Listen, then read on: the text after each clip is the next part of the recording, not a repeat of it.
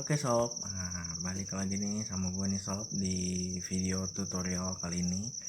Nah di video kali ini gue mau bahas yang namanya ide bisnis gitu, dengan judul menemukan atau mencari ide bisnis nih sob. Nah buat kalian yang masih bingung sama isi dari artikelnya, terus masih belum nemu juga gitu ide-ide bisnis gitu. Nah, pantengin terus nih sob di video kali ini. Nanti gue bakalan bahas ide-ide bisnis gimana sih cara nemuinnya gitu. Oke sob. Yuk lanjut mencari atau menemukan ide bisnis oleh Septiandra Harja. Oke, pertama-tama nih sob, gue mau bahas dulu yaitu dari pengertian bisnis. Pengertian bisnis itu apa sih sob sebenarnya? Bisnis atau niaga adalah kegiatan memperjualbelikan barang atau jasa dengan tujuan memperoleh laba. Secara historis, kata bisnis berasal dari bahasa Inggris, yaitu bisnis dari kata bahasa besi yang berarti sibuk dalam konteks individu, komunitas, ataupun masyarakat dalam artian sibuk mengerjakan aktivitas dan pekerjaan yang mendatangkan keuntungan. Berdasarkan pengertian dari Wikipedia, dari pengertian bisnis. Nah, jadi udah ngerti belum nih sob? Jadi bisnis itu segala kegiatan yang kita lakukan, itu entah kita memperjualbelikan barang atau jasa dengan tujuan ya kita mendapatkan keuntungan gitu sob dari apa yang kita jual gitu. Jadi kita punya kesibukan gitu. Lanjut. Nah ini nih yang menjadi kesulitan bagi kalian semua mungkin ya. Sumber menemukan ide bisnis yang pertama itu hobi sob. Coba dari kalian siapa sih yang nggak punya hobi gitu? Apa sih hobi-hobi kalian? Coba deh didalamin lagi gitu. Nah mau gue bahas nih sob. Jadi pasti kita punya hobi dong.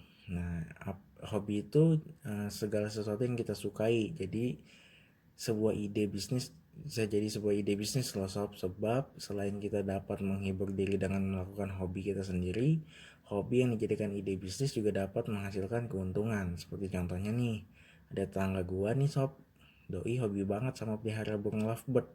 Menurutnya burung lovebird itu selain bagus untuk dipandang dan dipelihara karena warna dan suaranya yang rame, burung lovebird juga bisa dijadikan keuntungan dari hasil perkawinannya. Jadi sob, doi tetangga gue ini sob, dia pelihara burung lovebird, lalu karena selalu beranak banyak, maka dia jual nih sob beberapa anak burung lovebird ini. Nah ini kan berawal dari sebuah hobi nih sob. Nah terus karena si burung lovebird ini memiliki hasil perkawinan dan beranak, berarti kan kita bisa ngejual tuh sob. Nah berarti dari hobi yang kita punya ini kita mendapatkan keuntungan. Lanjut, produk atau jasa yang banyak permintaannya.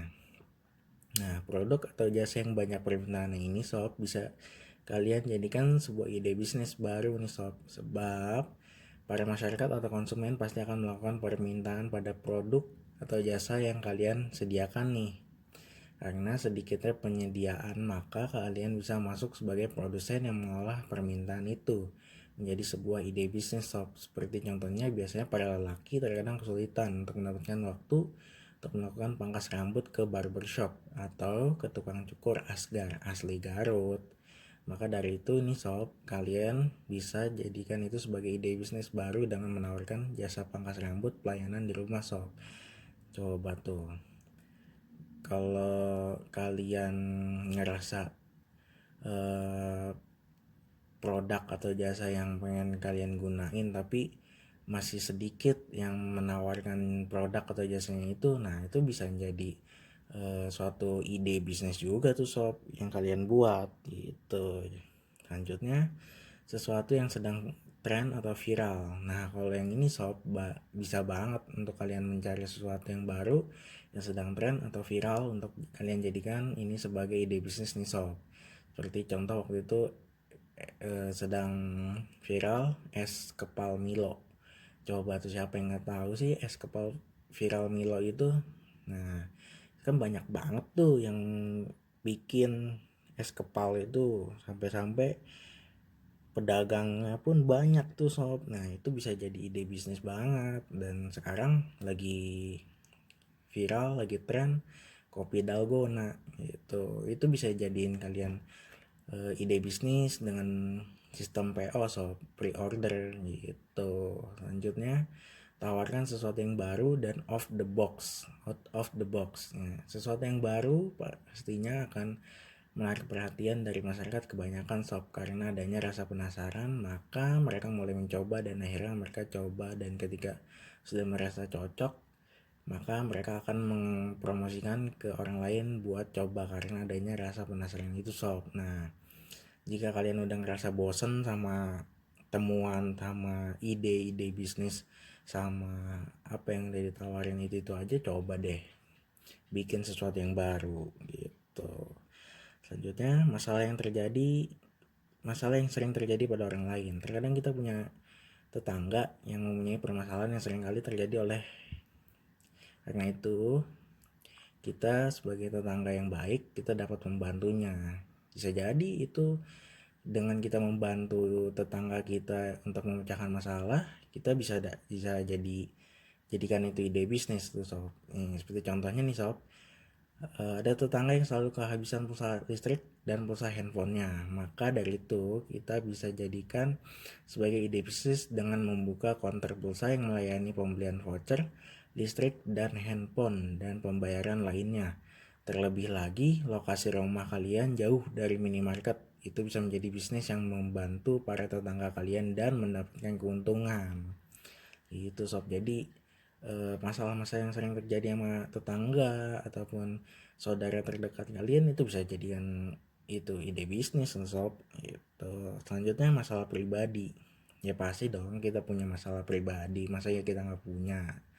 Nah, apa sih sob sebenarnya masalah-masalah pribadi kita sendiri, dan yang kadang kita udah sangat jago banget untuk benerinnya sendiri. Maka coba deh itu dijadiin ide bisnis. Seperti contohnya nih sob, gua punya masalah sama tikus di halaman rumah gua nih, yang terdapat parkiran mobil yang akhirnya menyebabkan kerusakan ringan dan kotor yang terjadi pada ruang mesin mobil nih sob.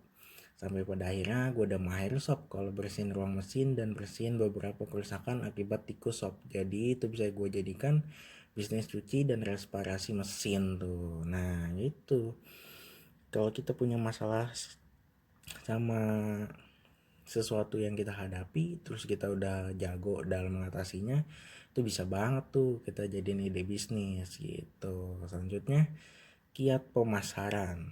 Nah, yang pertama itu cari peluang pasar. Langkah yang dilakukan untuk melihat ada atau tidak adanya peluang pasar yang dituju yaitu sebagai berikut. Nah, ada langkah-langkahnya nih sob. Yang pertama, amati kebutuhan apa yang paling banyak diperlukan oleh masyarakat sekitar. Nah, jadi kita mengamati apa aja sih yang menjadi kebutuhan yang paling banyak gitu. Kapan saja mereka membutuhkan barang gitu. Lihat karakteristik konsumen, bagaimana daya beli, kemampuan bayar konsumen.